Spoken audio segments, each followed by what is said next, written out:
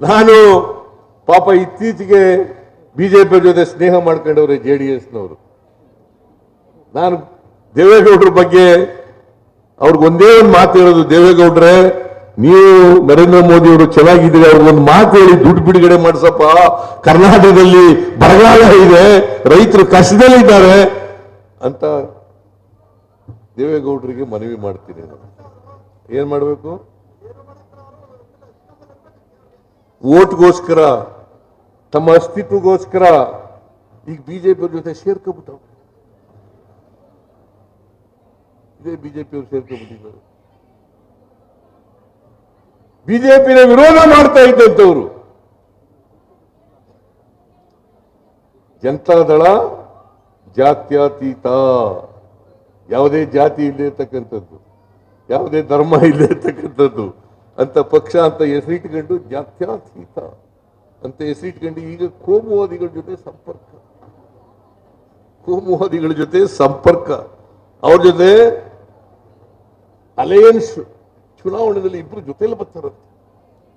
ದಯಮಾಡಿ ನಿಮ್ಮಲ್ಲಿ ಕೈ ಜೋಡಿಸಿ ಪ್ರಾರ್ಥನೆ ಮಾಡ್ತೀನಿ, ಈ ಡೋಂಗಿಗಳಿಗೆ ಸೋಲಿಸಿ ಕಾಂಗ್ರೆಸ್ ಪಕ್ಷದ ಅಭ್ಯರ್ಥಿಯನ್ನ ಮುಂದಿನ ಲೋಕಸಭಾ ಚುನಾವಣೆಯಲ್ಲಿ ಗೆಲ್ಲಿಸಬೇಕು ಅಂತ ಹೇಳಿ ನಿಮ್ಮಲ್ಲಿ ಅತ್ಯಂತ ಕಳಕಳಿಯಿಂದ ಮನವಿಯನ್ನು ಮಾಡಿ. ನಾನು ಪಾಪ ಇತ್ತೀಚೆಗೆ ಬಿಜೆಪಿ ಜೊತೆ ಸ್ನೇಹ ಮಾಡ್ಕೊಂಡವ್ರೆ JDSನವರು. ನಾನು ದೇವೇಗೌಡರ ಬಗ್ಗೆ ಅವ್ರಿಗೆ ಒಂದೇ ಒಂದು ಮಾತು ಹೇಳೋದು, ದೇವೇಗೌಡ್ರೆ ನೀವು ನರೇಂದ್ರ ಮೋದಿ ಅವರು ಚೆನ್ನಾಗಿದ್ದೀರಿ, ಅವ್ರಿಗೊಂದು ಮಾತು ಹೇಳಿ ದುಡ್ಡು ಬಿಡುಗಡೆ ಮಾಡಿಸಪ್ಪ, ಕರ್ನಾಟಕದಲ್ಲಿ ಬರಗಾಲ ಇದೆ, ರೈತರು ಕಷ್ಟದಲ್ಲಿದ್ದಾರೆ ಅಂತ ದೇವೇಗೌಡರಿಗೆ ಮನವಿ ಮಾಡ್ತೀನಿ. ನಾನು ಏನ್ ಮಾಡಬೇಕು? ಓಟ್ಗೋಸ್ಕರ, ತಮ್ಮ ಅಸ್ತಿತ್ವಗೋಸ್ಕರ ಈಗ ಬಿಜೆಪಿ ಜೊತೆ ಸೇರ್ಕೊಬಿಟ್ಟವು. ಇದೇ ಬಿಜೆಪಿ ಅವರು ಸೇರ್ಕೊಬಿಟ್ಟಿದ್ದಾರೆ. ಬಿಜೆಪಿನ ವಿರೋಧ ಮಾಡ್ತಾ ಇದ್ದಂಥವ್ರು. ಜನತಾದಳ ಜಾತ್ಯತೀತ, ಯಾವುದೇ ಜಾತಿ ಇಲ್ಲದೆ ಇರ್ತಕ್ಕಂಥದ್ದು, ಯಾವುದೇ ಧರ್ಮ ಇಲ್ಲದೆ ಇರ್ತಕ್ಕಂಥದ್ದು ಅಂತ ಪಕ್ಷ ಅಂತ ಹೆಸರಿಟ್ಕೊಂಡು ಜಾತ್ಯತೀತ ಅಂತ ಹೆಸರಿಟ್ಕೊಂಡು ಈಗ ಕೋಮುವಾದಿಗಳ ಜೊತೆ